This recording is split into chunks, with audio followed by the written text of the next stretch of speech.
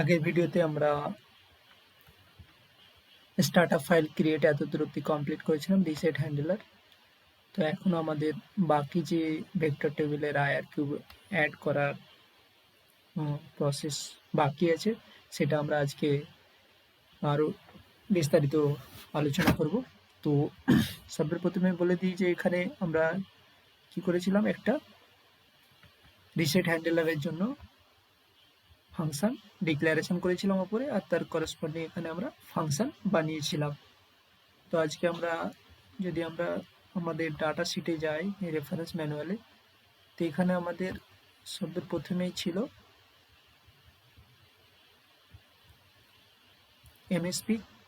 এমএসপির জন্য এটা রিজার্ভ ছিল, তারপরে রিসেট হ্যান্ডলার। তো আমরা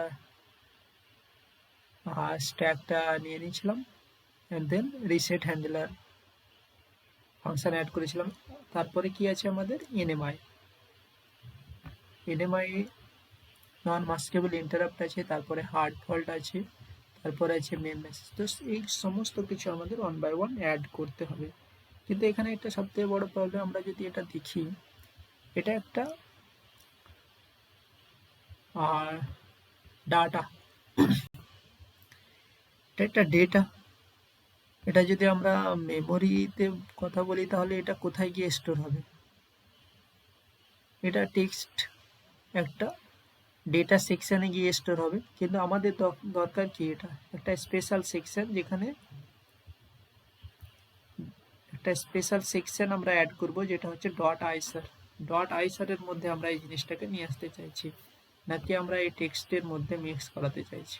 এটা একটা আলাদা পার্ট রাখতে চাইছি, যেটা যদি আমরা নর্মাল কোনো ভেরিয়েবল নিই তাহলে সেটা ডট ডেটা সেকশনে যায়, সেরকম আমরা একটা পার্টিকুলার সেকশনে এটাকে পাঠাতে চাইছি। এটা একটা ভেরিয়েবল হিসাবে আমরা ইউজ করেছি এখানে। এটা কি, এটা 32 বিটের ভেক্টর টেবিল অ্যারে। তো এই অ্যারের মেম্বারগুলো কোথায় চলে যাবে? ডেটা সেকশনে, টেক্সট সেকশনে চলে যাবে। তো আমরা এই জিনিসটাকে একটা পার্টিকুলার সেকশনে আনতে চাইছি। তো আমরা যদি সেটা করতে চাই তাহলে আমরা যদি কথা বলি যে সেটা কিভাবে করা যাবে, তো আমরা এখানে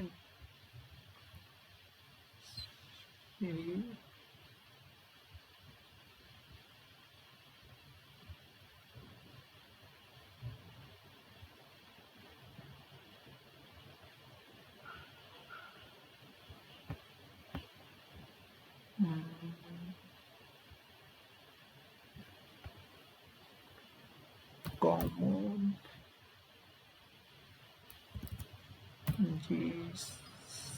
GNU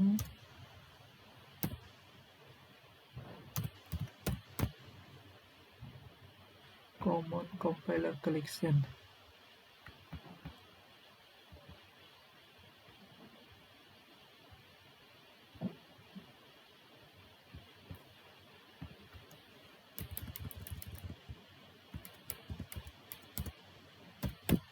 common variable collection।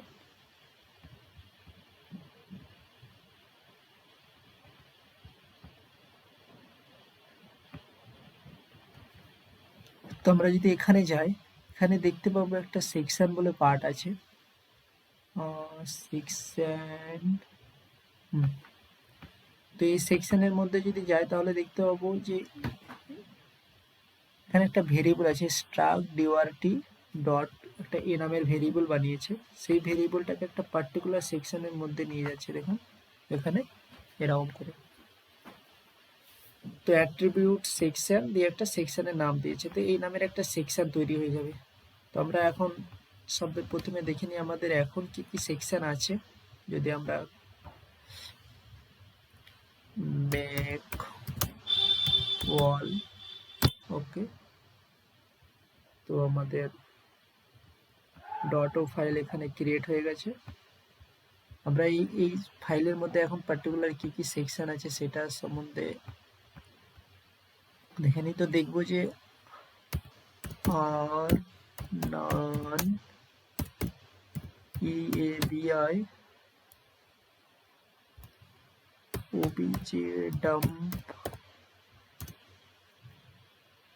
minus h stm32 underscore startup dot o। तो startup dot o फाइल है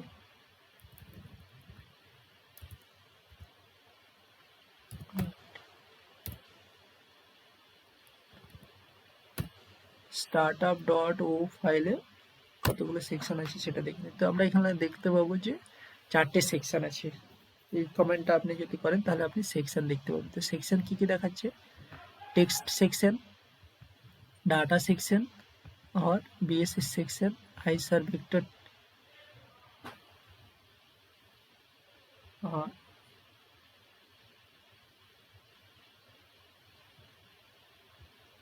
ओके।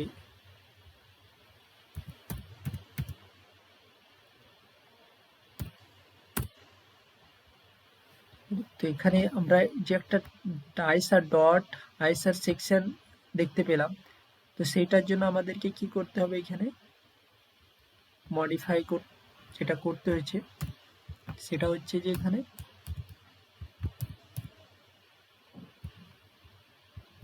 এখানে আমরা একটা ডট আইসার বলে একটা ভেক্টর টেবিল অ্যাড করেছি। তো এখানে এই ভেক্টর টেবিলটা অ্যাড করার পরে আমাদের কি হয়েছে? এখানে যে সেকশনটা আমরা দেখছিলাম সেই সেকশনটা আমাদের অ্যাড হয়েছে না। তো বাই ডিফল্ট কি ছিল? বাই ডিফল্ট এই সেকশনটা ছিল না। বাই ডিফল্ট শুধু খালি text section, data section, BSS section and comment section and arm attribute. তো এই আইসার ভেক্টর টেবিলটা আমরা অ্যাড করেছি কোন কমান্ড দিয়ে? এই কমান্ডটা অ্যাড করে এই ভেরিয়েবলের আপনি চাইলে এখানেও দিতে পারেন, এটাকে এখান থেকে কপি করে নিয়ে গিয়ে এটাকে এখানেও বসাতে পারেন।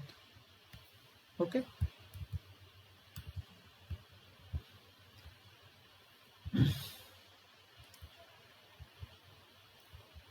তো আমরা এটাকে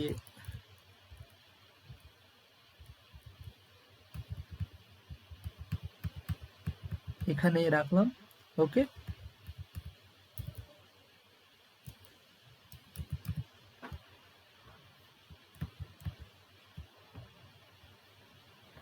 আফটার দ্যাট এই সেকশনটা হয়ে যাওয়ার পরে আমরা কি করব? আমাদের বাকি এটা আমরা পার্টিকুলার সেকশনে পাঠিয়ে দিলাম। এখন আমাদের বাকি যে হ্যান্ডেলারগুলো আছে সেগুলোকে অ্যাড করতে হবে এক এক করে। তো পরের হ্যান্ডেলারটা কি আছে? আমাদের এনএমআই হ্যান্ডেলার আছে। তো জাস্ট এখানে লিখে দিন এনএমআই, লিখলাম, সরি। দেন নেক্সট এখানে আমাদের এনএমআই হ্যান্ডেলারের জন্য একটা করেসপন্ডিং কি লিখতে হবে? হ্যান্ডেলার ফাংশনের ডিক্লারেশন দিতে হবে। সিমিলারলি যেমন আমরা রিসেটের জন্য লিখেছিলাম সেরকম আমরা আমাদেরকে এখানে এনএমআই হ্যান্ডেলারের জন্য একটা ফাংশন লিখতে হবে। যখন আমাদের কি এনএমআই হ্যান্ডেলার আইআরকিউ আসবে তখন এই ফাংশনের মধ্যে যাবে, তাই তো? তো এইভাবে প্রত্যেকটা ফাংশন, নেক্সট ফাংশন কি আছে? সরি, নেক্সট আইআরকিউ টেবিলের মধ্যে কি আছে? Hard fault.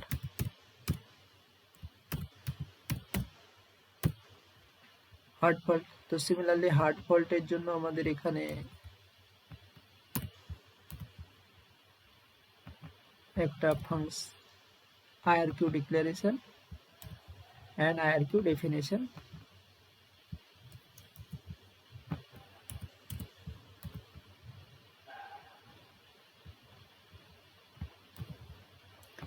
এভাবে আমাদের প্রত্যেকটা আইআরকিউ এর জন্য এই ভেক্টর টেবিলের মধ্যে অ্যাড করতে হবে। তো আমরা একটা সেকেন্ড মেথড অ্যাপ্লাই করতে পারি, যেখানে আমাদের প্রত্যেকটা ফাংশনের জন্য এরকম ফাংশন ডেফিনেশন না বানিয়ে আমরা একটা শুধু ডিফল্ট হ্যান্ডলার বানাবো যেটা সবাই ইউজ করবে। তো এটা করার জন্য আমাদেরকে কি কি মডিফিকেশন করতে হবে? এটা করার জন্য আমাদেরকে মেনলি বলতে হবে যে এই যে ফাংশনটা, এই যে হ্যান্ডলারগুলো আছে, এই হ্যান্ডলারগুলোর একটা এলিয়াস নাম বানাতে হবে। ওকে, সো কিভাবে করেছি আমরা চলুন একবার দেখে নিই। এখানে কমন ফাংশন অ্যাট্রিবিউট, একটা কমন ফাংশন অ্যাট্রিবিউট যদি আমরা বানাতে চাই তাহলে কিভাবে বানাবে সেটা সম্বন্ধে আমরা, তো এখানে একটা ফাংশন নাম আছে, ফাংশন নামের পরে কি করছে উইক, ফাংশনের পরে আমরা এখানে attribute weak alias function name. This alias attribute cause declaration to be emitted an alias for another symbol which specify for instance. তো এই যে if ইনস্ট্যান্সটা আছে, এই if ইনস্ট্যান্সটার একটা এলিয়াস নাম হয়ে যাচ্ছে আন্ডারস্কোর এ বানিয়েছে, তো আমরা কি রাখবো ডিফল্ট হ্যান্ডলার রাখবো। তো এটাকে কপি করে নিই যদি আমরা,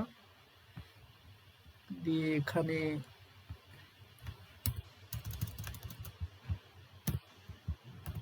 এভাবে যদি আমরা লিখি, আর এখানে আমরা কি লিখবো ডিফল্ট হ্যান্ডেল। এই ফাংশনটা যখন এনএমআই হ্যান্ডেলার আইআরকিউ এক্সিকিউট হবে তখন এই কোন ফাংশনকে ইন্ডিকেট করবে, এই ফাংশনকে ইন্ডিকেট করবে। আর এটা আমরা উইক রেখেছি, তার মানে এই এনএমআই হ্যান্ডেলারটা কি হবে, ইউজার নিজের মতো করে মেন ফাংশনে গিয়ে ও এই ফাংশনটাকে ওভাররাইড করতে পারবে। তো এখানে ও এনএমআই সেম এই নাম দেবে, আর ওর ভিতরে যা কিছু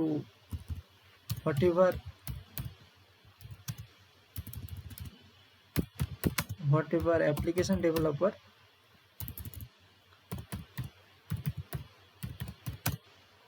wants to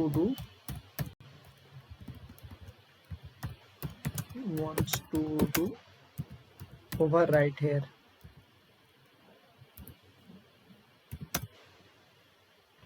তো এনএমআই হ্যান্ডলার বানাবে আর এখানে ওভাররাইট করে দেবে।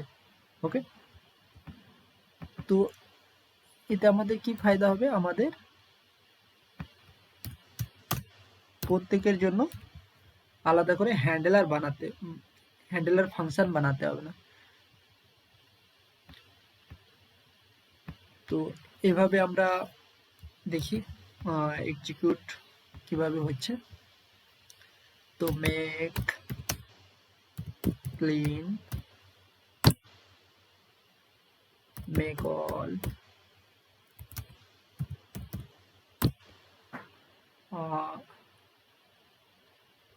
okay,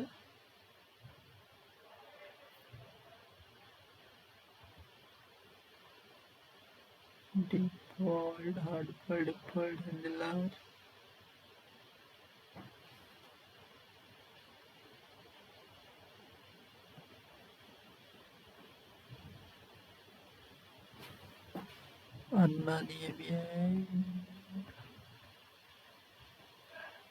error C20 attribute section ISR vector.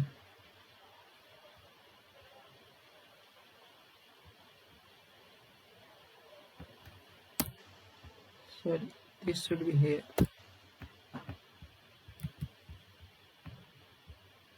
Okay, done again. Now it's run correctly. So in this way we can add all the table. Next one is bus fault. So add bus fault here.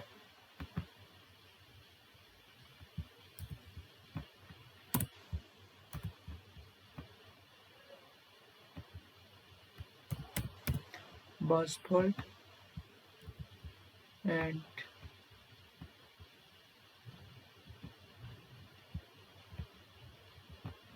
you have to add here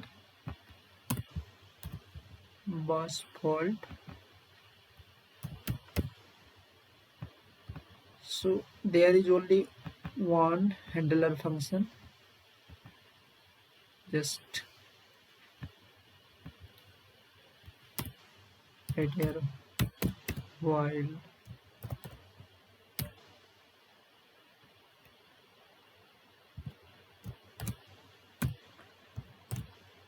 give infinite loop here.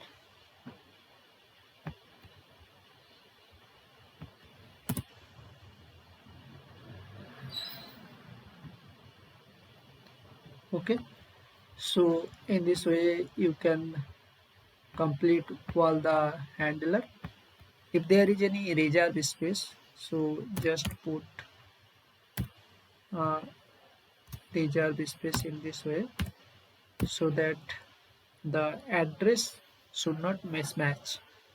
তো এভাবে আপনি reserve স্পেসকে 0 0 দিয়ে, যদি 4 byte reserve থাকে তাহলে একটা 0 দিয়ে আপনি এটা যদি 8 বাইট রিজার্ভ থাকে তাহলে আপনাকে দুটো 0 প্রোভাইড করে তারপর থেকে আপনার হ্যান্ডলার যে নেক্সট হ্যান্ডলার আছে সেটা অ্যাড করে। তো আমি নিচে পুরো আপনারা পুরো এই টেবিলটা কমপ্লিট করার চেষ্টা করবেন। আমি নিচে অ্যাটাচমেন্ট করে দেব। পরের ভিডিওতে আমরা কিভাবে রিসেট হ্যান্ডলারের মধ্যে কি কি লেখা উচিত তা নিয়ে বিস্তারিত আলোচনা করব। ওকে, থ্যাংক ইউ।